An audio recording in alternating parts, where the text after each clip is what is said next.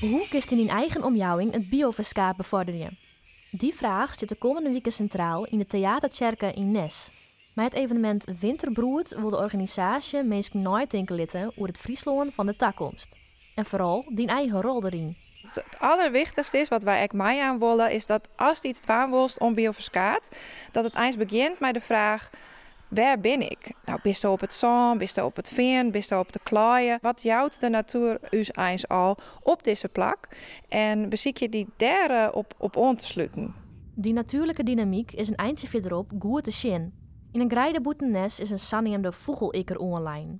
In de maaitijd heeft die vogels een veilig plakje, maar ook boeten dat seizoen is het strewelk wat wichtig. Nou in de winter, zoals Tjenk is, is er wat dekking van de blom die er stingen ha. En daardoor binnen nou nog shitjes oer en komen er heel veel vogels om hier te eten die het op trek binnen. En die kunnen hier even eten en rusten en even uit de wind. En een beetje soms droeg plakje nog ergens soms een beetje vinden. Een wol komt roken in de reg dus, van vogels.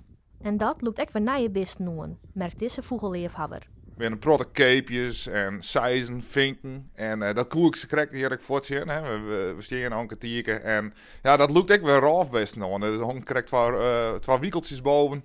Mozaïek, wat we in het varen hier ook nodig hebben voor onze gruidevogels.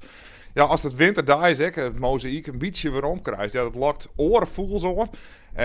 Ek meer vogels. Ze krijgen een hele groep van 30 vinken en kepen. Als dat verskaat dan ik wat weer omsjust in die tellingen. Ja, dat is mooi. Winterbroed is de komende 2 weken te zien in het theaterkerken in Nes. Het evenement wordt afsluiten met een wintermerk. Winterfest binnen al je crèmekes, waar als de producten keepje kinst, die goed binnen voor uw bioverskating kon. Streekproducten, maar ook boeken, planten, shidden, de kinst ook advies krijgen. Dus ja, dit is eens echt een broersplak voor bioverskaat.